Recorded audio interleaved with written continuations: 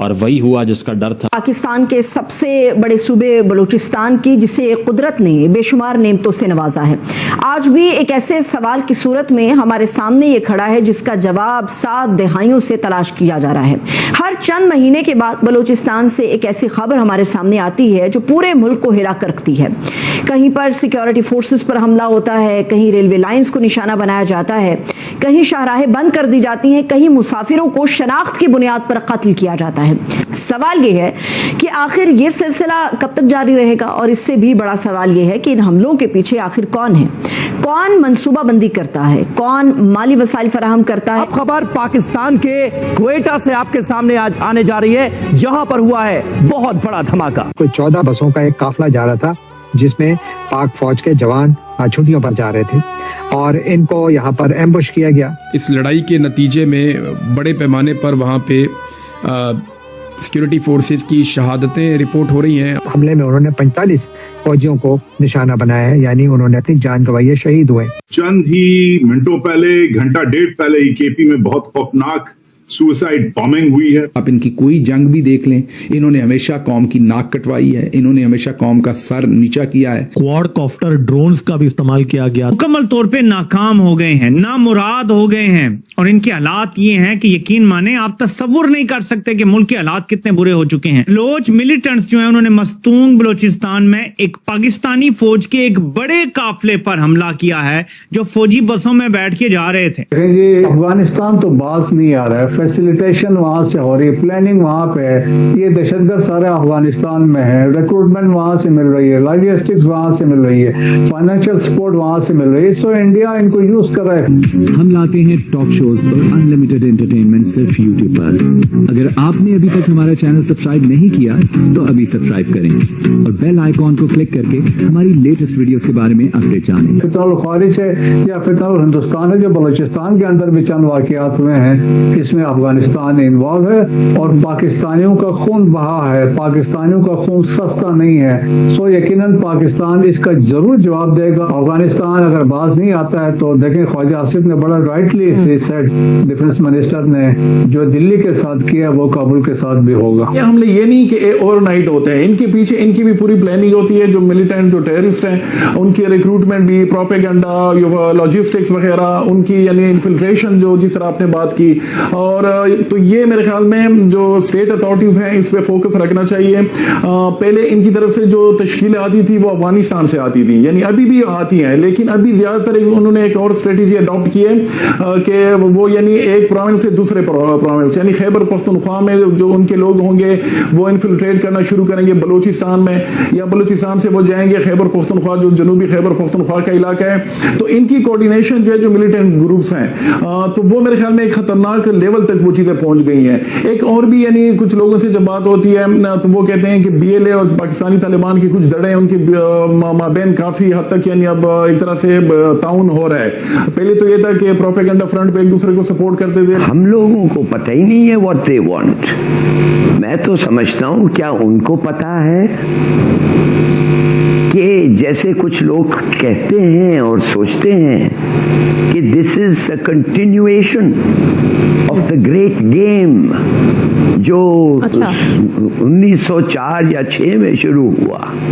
میں یہ جاننا چاہتا ہوں کہ یہ جو جنگ ہے جو شروع ہوا تھا، جو سو میں نے کہا دا گریٹ گیم لانگ اگو، اس میں یہ کتنے ایکٹرز ہیں، تھوڑا سا دیکھیے اور تھوڑا سوچئے اور پھر آپ سمجھیں گے کہ یہ کتنا مشکل ہوگا۔ اور پھر اس کے بعد میں کہوں گا ویری بریفلی کہ واٹ شاید ہمیں کیا کرنا چاہیے اس وقت۔ Number 1، who are the countries involved؟ Afghanistan, Pakistan, Hindustan آ گیا ہے اس میں، اسٹریٹجک انٹرسٹ ہے، پھر یو ایس کا انٹرسٹ ہے، رشیا کا انٹرسٹ ہے، اور ہمیں سوچنا چاہیے کہ جو منورٹیز ہیں افغانستان میں، ازبیک اور تاجک، ان کا انٹرسٹ ہے، اور جو پشتون ایریاز ہیں جو اس وقت ڈیوائیڈڈ ہیں ان کا بھی انٹرسٹ ہے، ادھر بھی کولیبریشن اور کوآپریشن چاہیے فار فیوچر پیس۔ تو بہت سارے فیکٹرز ہیں اور جو ڈسکس ہونے ہیں، اور اب تک پتہ نہیں چل رہا ہے کون کیا کرے گا اور کیا نہیں کرے گا، مگر فرینکلی پاکستان کو امن چاہیے, وی نیڈ پیس, ہمیں وار نہیں چاہیے. اور اپر دیر سے بھی اطلاع ہے کہ وہاں پر بھی ایک پولیس کی جو ایک کانوائے تھا اس پر دہشت گردوں نے حملہ کیا اور اس میں 3 سپاہی جو ہیں وہ زخمی ہوئے. اور اس سے پہلے جو کل ایک واقعہ ہوا تھا وہ لوور دیر کے علاقے میں ہوا تھا, جہاں پر کے 3 سپاہی جو تھے وہ بیچ میں شہید ہوئے تھے. تو 2 دنوں میں 2 واقعات, ایک لوور دیر میں, دوسرا اپر دیر میں. اس کا مطلب کیا ہے؟ اس کا مطلب یہ ہے کہ وہ اطلاعات جو کہ آ رہی تھی کہ سوات کے کچھ حصوں میں اور دیر کے مختلف علاقوں میں اب طالبان دوبارہ آ چکے ہیں. سوال یہ ہے کہ یہاں پر اب ریاست کی رٹ کہاں نظر آ رہی ہے, حکومت کی رٹ کہاں نظر آ رہی ہے؟ خیبر پختونخوا کی پولیس کے ڈپلائمنٹ تو ہے, لیکن کیا ان کے پاس اس قسم کے ہتھیار ہیں کہ وہ یہاں پر دہشت گردوں کا صفایا کر سکیں؟ ایف سی بھی وہاں موجود ہے, لیکن میرا خیال ہے کہ یہاں پر شاید اب کچھ نئے اقدامات اٹھانے ہوں گے. ایسا لگ رہا ہے کہ حکمرانوں کی یہ ترجیح نہیں ہے کہ حالات ٹھیک ہوں, میڈیا پر کنٹرول جو ہے وہ زیادہ اہم لگ رہا ہے کہ بس ہر طرف سے اچھی خبر آئے, پرسیپشن وہ کہتے ہیں شاید خبروں سے ٹھیک ہو جائے گا اور بس پھر سارے معاملات ختم ہو جائیں گے.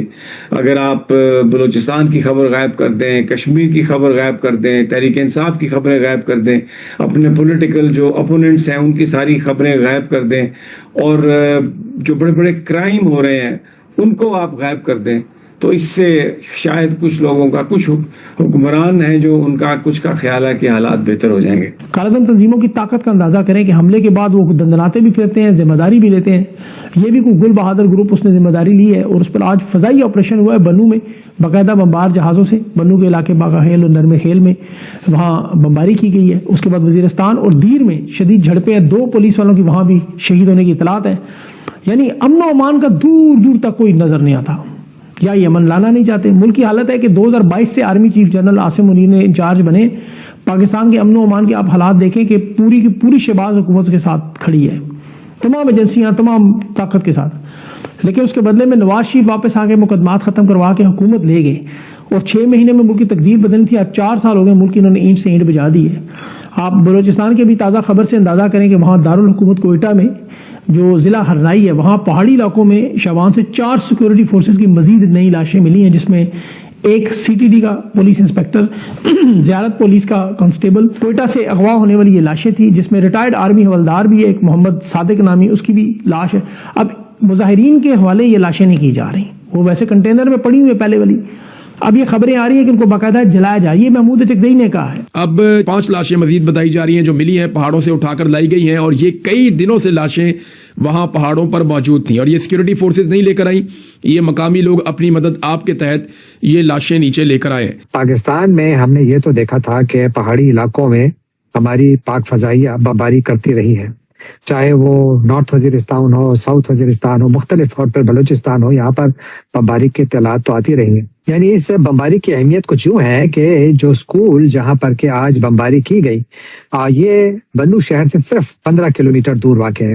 اب اس کا کیا مطلب لیا جائے, کیونکہ جو سرکاری میڈیا تو خیر کچھ نہیں کہہ رہا, لیکن جو سوشل میڈیا پر سرکار سے جڑے اکاؤنٹس ہیں وہاں سے یہ اطلاعات آ رہی ہیں کہ اس بمباری میں 26 دہشت گردوں کو ٹھکانے لگایا گیا. یہ اس میں بیسیکلی اس خبر کو پھیلایا جا رہا ہے سوشل میڈیا پر, لیکن جو انڈیپینڈنٹلی یہ بات کہیں سے ویریفائی نہیں ہو رہی. کچھ میرے دوست جن کا تعلق بنو سے ہے, میں ان کو دیکھ رہا تھا تو وہ بھی یہ کہہ رہے تھے کہ کوئی ایسی اطلاع ہے نہیں, شاید یہ اسکول اس وقت خالی تھا. اب اس اسکول پر حملہ کیوں کیا گیا؟ کیا اس کی یہ وجہ ہے کہ گزشتہ 4-5 دنوں سے ایک ویڈیو سوشل میڈیا پر وائرل ہے جہاں پر کہ کچھ طالبان ایک اسکول کے کلاس روم میں بیٹھے ہیں, اور کچھ لوگوں کا خیال یہ ہے کہ شاید یہ وہی اسکول ہے جہاں پر کہ یہ ویڈیو فلمائی گئی تھی, اور شاید اسی لیے اس پر بمباری کی گئی. اب اس کو ہم 2 طریقوں سے دیکھ سکتے ہیں. ایک تو یہ کہ ہماری جو ٹالرنس کا لیول ہے وہ اس حد تک نیچے چلا گیا ہے کہ ہمیں جہاں بھی دہشت گرد نظر آئے تو ہم پاکستان کے پاس جو مہلک ترین ہتھیار ہیں وہ ان کے خلاف استعمال کریں گے, اور اسی لیے پاک ایئر فورس کا استعمال کیا گیا. اور اس کا دوسرا جو زاویہ ہے وہ یہ ہے کہ جو ہماری نیشنل سیکیورٹی اسٹریٹجی ہے وہ اتنی ناکام ہو چکی ہے کہ دہشت گرد ہماری اپنی حکومت کے خیال میں اور ریاست کے خیال میں اب وہ ہمارے میجر گیریزن ٹاؤن سے صرف 15 کلومیٹر دور آ بیٹھے ہیں. They want a regime change in Pakistan. میں آپ کو بتاتا ہوں, یہ طالبان جو ہیں وہ چاہتے ہیں regime change, اور تو پھر ہاں Okay. तालिबान अफगानिस्तान की जो है they want a regime change in Pakistan. तो आपको ये वीडियो कैसा लगा कमेंट बॉक्स में जरूर लिखिए, इस वीडियो को लाइक कीजिए, शेयर कीजिए, सब्सक्राइब करना ना भूलिए आपके चैनल EFC.Z को। मिलते हैं अगली वीडियो में। जय हिंद।